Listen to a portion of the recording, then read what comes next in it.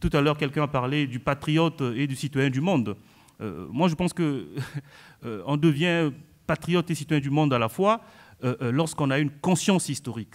La conscience historique suppose un double acte, être conscient du monde, de la profondeur des événements historiques tels que le monde a vécu, et en même temps être conscient qu'on est sujet d'histoire, on fait l'histoire.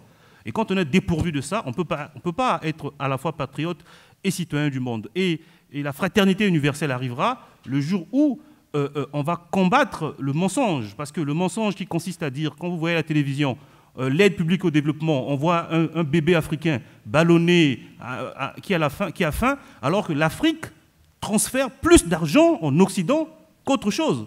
Et qu'est-ce que l'enfant occidental voit? C'est grâce à lui que cet enfant africain va survivre. C'est un mensonge parce qu'il y a deux enfants innocents qui vont grandir avec des préjugés qui sont faux. Il y a un qui va développer une conscience de supériorité, l'autre une conscience d'infériorité. Une conscience d'infériorité. Il faut combattre ça. Il faut combattre ça dès la base parce que c'est un mensonge pur. 400 ans où l'Afrique, par la ponction humaine, a contribué au développement de l'Occident, États-Unis et Europe, un siècle de colonisation où on a pompé avec des massacres, et un demi-siècle de néocolonialisme où l'Afrique continue à donner des minerais, on ne peut pas considérer que c'est un continent assisté. C'est ça qu'il faut combattre.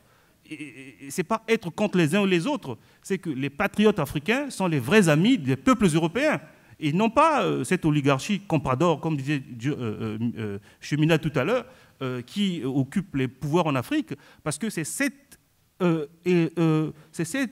oligarchie comprador en Afrique qui crée des Africains hostiles à l'Europe. C'est ça le problème. Il faut faire très attention avec ça. Merci.